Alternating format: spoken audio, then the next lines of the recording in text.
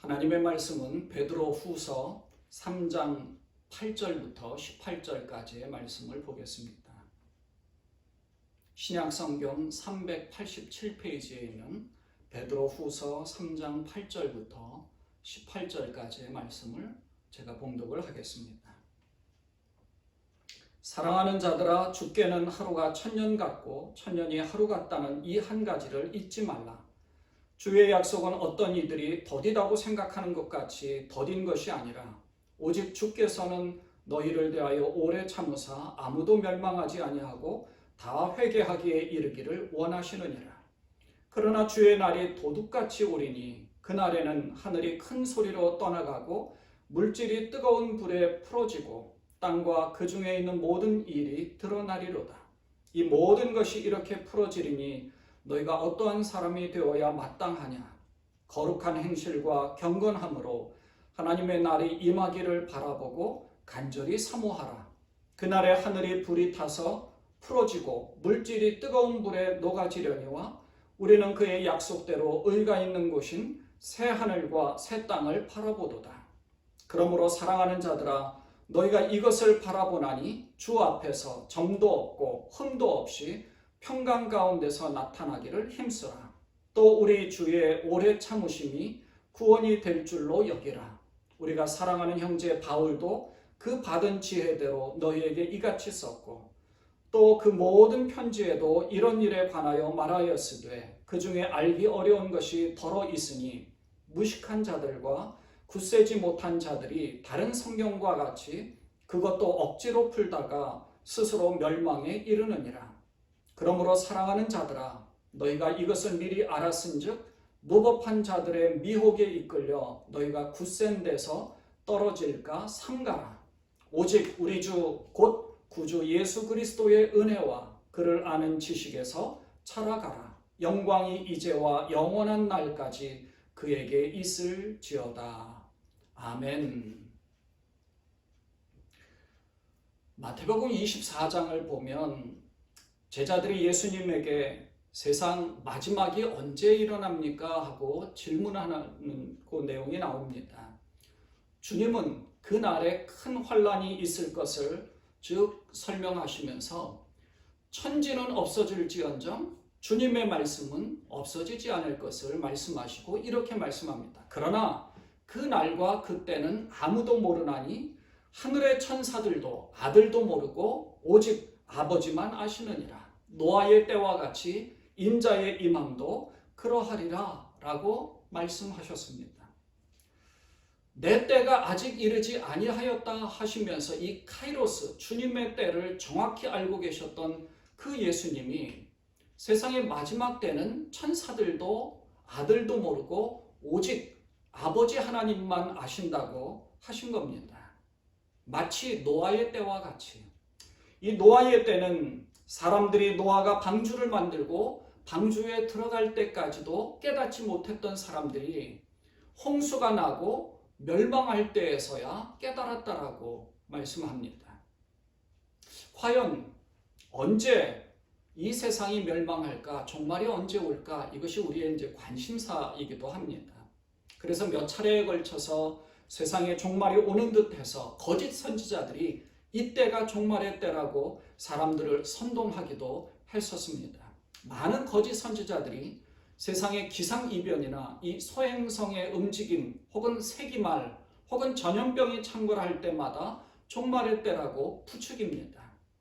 그러나 예수님은 2000년 전에 그 날과 그 때는 아무도 모른다. 심지어 아들인 예수님 자신도 모른다고 말씀하셨습니다. 예수님이 승천하신 이후에 초대교회 교인들은 이제 곧 예수님이 다시 오시겠지라고 생각을 했습니다. 종말의 때가 곧 올 것이라고 생각을 했었던 것이죠. 그런데 10년이 지나고 20년, 30년이 지났는데도 예수님이 다시 오시지 않은 겁니다. 박해와 고난이 막 계속되어졌습니다. 그래서 주님이 다시 오시지 않으니까 사람들의 마음이 해이해지고 나태해지면서 뿔뿔이 흩어지기도 했었습니다. 그래서 이제 흩어지지 않도록 사람들을 좀 격려하면서 독려하면서 믿음을 굳건히 지키도록 예수님의 말씀을 증거하면서 예수님의 말씀을 기억하도록 다시금 되새김질 시켜준 것으로 복음서를 기록했는데 그것이 이제 처음으로 마가복음이 기록이 된 것이죠. 그러니까 마가복음은 예루살렘 성전이 파괴되기 바로 직전, 그 전에 이제 기록이 된 것으로 우리가 알고 있거든요. 예루살렘 성전이 70년에 예루살렘 성전이 파괴됐는데 그 전에 기록된 것으로 추측을 합니다.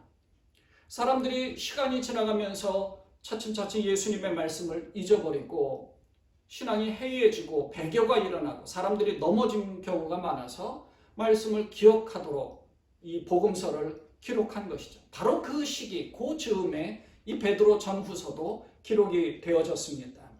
이 서신은 베드로의 유언과 같은 편지입니다. 전승에 의하면 베드로는 68년에 순교를 당했는데 자기가 감히 어떻게 예수님과 똑같이 십자가에 똑바로 죽을 수 있겠느냐 하고 자기는 거꾸로 죽겠다고 해서 십자가에 못 박혀서 거꾸로 매달려 순교했다고 합니다. 이 베드로 전후서는 이 환난의 때 베드로가 순교하기 직전에 기록한 서신입니다. 이 서신을 읽다 보면 이 베드로의 간절함을 저희가 읽을 수가 있습니다. 베드로가 누구에게 편지를 하는가 하면 베드로전서 1장 1절을 보면 예수 그리스도의 종이며 사도인 시몬 베드로는 누구에게 편지하는가 하면 우리 하나님과 구주 예수 그리스도의 의를 힘입어 동일하게 보배로운 믿음을 우리와 함께 받은 자들에게 편지하노니 이렇게 기록되어져 있어요. 그러니까 믿음을 가진 자들에게 편지를 한 거예요. 그런데 그 믿음이 어떻게 생긴 건가 하면 하나님과 예수 그리스도의 의를 힘입어 받은 것이라고 합니다. 아무 공로가 없어요. 우리는 믿음은 하나님께서 우리에게 허락해 주신 겁니다. 하나님과 예수 그리스도의 의를 힘입어서 우리가 받은 것입니다. 믿음은 하나님께서 우리에게 선물로 주신 것이죠. 그래서 에베소서 2장 8절에 너희는 그 은혜에 의하여 믿음으로 말미암아 구원을 받았으니 이것은 너희에게서 난 것이 아니요 하나님의 선물이라 이렇게 말씀하고 있지 않습니까? 그러니까 믿음으로 말미암아 구원을 받은 것인데 그 믿음 자체를 하나님과 예수 그리스도의 의를 힘입어 받게 된 것이니까 우리는 내세울 게 하나도 없습니다. 그냥 하나님 앞에 겸손하게 하나님의 해주신 것으로 감사할 뿐이죠. 이렇게 엄청난 선물을 주신 하나님께서 은혜와 평강이 너희에게 더욱 많을지어다 라고 베드로는 권면하고 있는 겁니다. 하나님과 2절에 보면 베드로전서 1장 2절에 보면 하나님과 우리 주 예수를 알므로 은혜와 평강이 너희에게 더욱 많을지어다. 그 은혜와 평강을 얻게 되는 것이 하나님과 우리 주 예수를 알므로 라고 기록하고 있어요. 하나님과 우리 주 예수를 알기 때문에 그 아는 것으로 인하여서 은혜와 평강이 우리에게 덧입혀진다는 것이죠. 주님의 하신 일과 주님의 생각을 아는 것이 얼마나 중요하고 축복된 것인지를 우리에게 가르쳐 줍니다.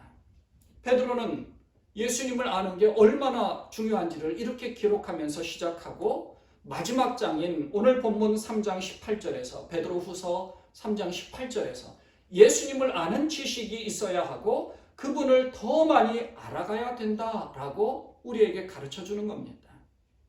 오직 우리 주 곧 구주 예수 그리스도의 은혜와 그를 아는 지식에서 자라가라.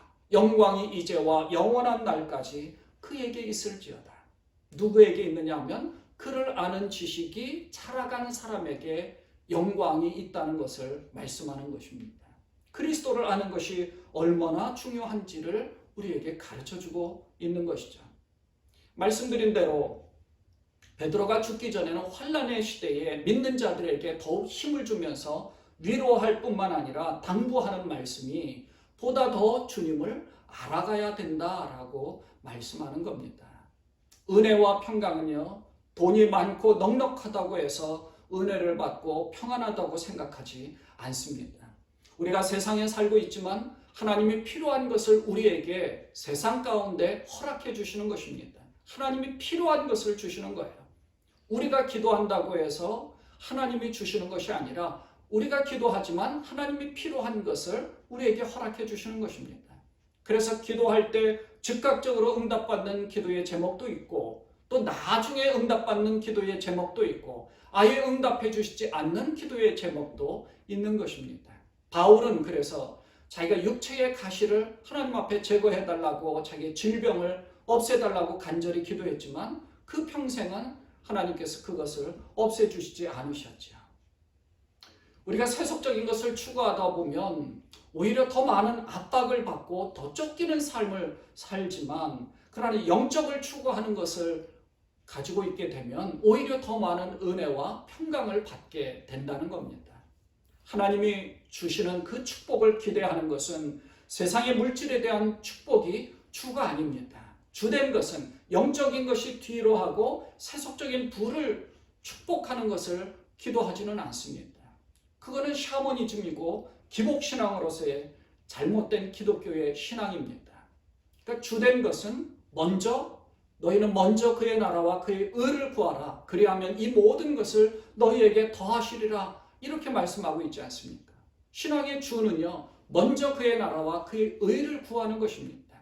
그리하면 이 모든 것을 너희에게 더하시리라. 더해 주시는 겁니다. 근데 우리는 사실 바뀌어져 있어요. 너희에게 더하시리라라는 것을 먼저 추구하고 주님, 우리가 이 모든 것을 먼저 주십시오. 그렇게 하면 주님 앞에 영광을 돌리겠습니다. 그 나라와 그의 의를 구하겠습니다. 이렇게 우리가 순서가 바뀌었는데 이것을 우리가 제대로 알아야 되는 것이죠. 오늘 베드로 서신을 쓴 베드로는 본문의 마지막 구절인 18절에서 그래서 이렇게 말씀하는 겁니다. 오직 우리 주 곧 구주 예수 그리스도의 은혜와 그를 아는 지식에서 자라가라. 주님의 은혜와 그를 아는 지식에서 자라야 함을 말씀하고 있는 겁니다. 자라야 합니다. 우리의 자녀들이 갓난아기의 상태로 있다가 이 엄마가 돌봐주어서 차츰차츰 자라나고 혼자 독립된 생활을 할 수 있게 된 것처럼 자라야 하는 겁니다. 요즘 이제 봄철이 되어서 여름이 오기 전에 모종을 많이 이제 하는 철인데요. 이 식물들이 뿌리가 자라서 땅속 깊숙이 뿌리를 내리면서 열매를 맺게 되거든요. 뿌리를 내리지 못하면 열매를 맺을 수가 없습니다. 자라지 못하는 거예요. 자라야 합니다. 이 모종이 뿌리를 내리면서 물을 먹고 영양분을 섭취하고 바람과 태양의 그 빛을 받으면서 차츰차츰 자라가면서 뿌리를 내리고 굳건하게 되어 있는 상태에서 열매를 얻게 된다는 것입니다. 자라지 않으면 열매를 낼 수가 없어요. 베드로는요, 그래서 우리에게 이렇게 말합니다. 베드로후서 1장 10절에 보면 그러므로 형제들아 더욱 힘써 너희 부르심과 택하심을 굳게 하라. 부르심과 택하심을 굳게 하라고 말씀하는 겁니다. 이렇게 말씀하는 이유는 2장에 보면 거짓 선지자나 거짓 선생들이 이단을 끌어들여서 임박한 멸망을 받을까 봐 걱정하는 겁니다. 이 2장에서 베드로는 아주 기가 막히는 그런 일들을 보게 되고요. 기가 막힌 이 말을 합니다. 거짓 선지자들과 거짓 선생들이 있는데요. 이들이 호색하는 것을 따랐다고 하고 불법을 행하면서 이 허탄한 것을 자랑하고 있는 거예요. 그렇게 하는 이유는 탐심 때문입니다. 이 탐심 때문에 호색하는 것을 허용하고 그걸 따르고 있다는 거예요. 자기 이득을 얻으려고 그런 거예요. 눈 감아주는 겁니다. 불법을 행하고 있는 거죠. 그래서 베드로는 하나님이 그들을 어두운 구덩이에 던지면서 절대 용서하지 않는다라고 말씀하고 있어요. 그리고 이제 2장에서 예를 들어서 설명해 준 것이 노아와 그 가정은 보존하셨지만 경건하지 아니한 자들은 홍수로 멸하셨다고 하고 소돔과 고모라 성을 멸망시켜서 후세의 본을 삼으셨다라고 경고해 주고 있는 겁니다. 우리들에게 본을 보여주는 거예요. 경고하고 있는 겁니다. 본을 삼으셨다고. 이 얘기는 우리가 지금의 현실에 비추어 보면 이 탐심이나 거짓 이득을 얻으려는 사람들을 경고하면서 세속적 가치관이 아니라 하늘의 영광을 바라보고 그리스도의 은혜를 사모하면서 그분을 아는 지식에서 자라가야 함을 가르쳐주는 것이죠. 저희가 온라인 예배를 한 지 벌써 2달이 훌쩍 지났습니다. 시간이 너무나 빨리 지나가죠. 이게 2달까지 이렇게 갈 줄 사실 잘 몰랐는데요. 2달 동안 저희가 꼼짝없이 이 온라인 예배를 하게 됐어요. 하루의 시간, 한 주의 시간, 한 달의 시간이 훌쩍 지나갑니다. 그리고 지난 1년을 뒤돌아보면요. 1년 전 여러분 어떤 사건들이 있었고 어떤 일들이 있던 것들이 아마 기억나실 거예요. 그것이 확 지나갔습니다. 그게 벌써 1년 전이야? 이렇게 생각이 되어지죠. 한 달이 금방 가는 거예요. 그래서 여기에서 베드로는 그것을 우리에게 이야기하는 겁니다. 하루가 1000년 같고 1000년이 하루 같다는 이 말을 잊지 말라고 베드로 사도가 권면하는 겁니다. 왜 이 말을 했느냐 하면 그날 곧 주님이 이 땅에 다시 오시는 날인 이 세상의 종말이 곧 올 텐데 지금으로서는 주님이 다시 안 오시는가? 이렇게 생각되어진다는 거예요. 그러니까 세상 사람들은 이 무슨 종말이 오느냐라고 비아냥대는데요. 그래서 8절에 보면 사랑하는 자들아 주께는 하루가 1000년 같고 1000년이 하루 같다는 이 한 가지를 잊지 말라라고 우리에게 가르쳐주고 있어요. 그리고 9절에서 주의 약속은 어떤 이들이 더디다고 생각하는 것 같이 더딘 것이 아니라 오직 주께서는 너희를 대하여 오래 참으사 아무도 멸망하지 아니하고 다 회개하게 이르기를 원하시느니라. 주님이 원하시는 이유가 있는 거예요. 주님이 빨리 안 오시는 이유는 모든 사람들이 다 멸망당하지 않고 회개하여서 주께로 돌아오기를 원하시는 거죠. 주님이 오래 멸망시키지 않고 참으시는 이유는 그만큼 우리가 멸망당하지 않고 구원받기를 원하시는 겁니다. 모든 사람들이 다. 그러니까 종말이 안 오거나 없는 것이 아닙니다. 주님은 우리를 위해서 은혜를 베푸시는 거예요. 그래서 베드로는 우리가 주 앞에서 어떤 사람이 되어야 하는가 하고 11절에서 말하는 것은 우리가 주 앞에서 거룩한 행실과 경건함으로 하나님의 날이 임하기를 바라보고 간절히 사모하라고 말씀하고 있습니다. 그리고 또 14절에서도 같은 의미로 이렇게 말하고 있죠. 주 앞에서 점도 없고 흠도 없이 평강 가운데서 나타나기를 힘쓰라. 그러니까 우리에게 거룩한 행실, 경건함은 주 앞에서 점도 없고 흠도 없이 평강 가운데서 주님 보실 때 부끄럽지 않은 그런 신앙생활을 해야 되는 것을 우리에게 가르쳐주는 것이죠. 요즘 저희가 이 코로나 바이러스로 인해서 참 고난의 시간을 지나가고 있습니다. 많은 이제 목사님들이 이 많은 교회에서 교회 문을 닫게 된 것에 참 안타까운 마음들을 많이 가졌습니다. 이게 이제 복음적인 측면입니다. 그런데 이제 교회를 비아냥거리는 사람들은 교회가 헌금을 못하니까 그런다라고 이제 많이 조롱을 했죠. 하지만 사역자들이 걱정하는 것은 헌금의 문제가 아니라 신앙이 약화되고 흔들리고 이 신앙이 떨어질까 걱정하는 것이거든요.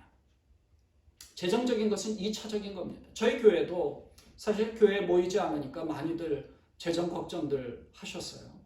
저에게 이제 헌금 어떻게 하느냐 하고 많이들 문의들 하셨는데요. 제가 헌금을 어떻게 하라고 말씀드린 적이 사실 한 번도 없었는데 다들 알아서 헌금들을 하시고 제가 볼 때는 정말 과하게들 많이 하시더라고요. 그러니까 헌금을 많이 하든 적게 하든 하고 싶어도 너무 없어서 못하는 그런 분들도 계시지만 하나님 그 마음을 받으시는 겁니다. 이렇게 하시는 것에 대해 제가 얼마나 감동을 많이 받는지 모릅니다. 14절에서 주 앞에서 점도 없고 흠도 없이 평강 가운데서 나타나기를 힘쓰라고 권면하는데요. 성전에서든 가정에서든 헌금을 많이 하든 적게 하든 그런 것과 상관없이 우리의 마음이 정말 점도 없이 흠도 없이 베드로는 그것을 새 하늘과 새 땅을 바라보라는 것으로 말씀하고 있는 것이죠. 그래서 많은 목회자들이 걱정하는 것은 사실 이 17절의 말씀과 같은 거예요. 무법한 자들의 미혹에 이끌려 너희가 굳센 데서 떨어질까 삼가라.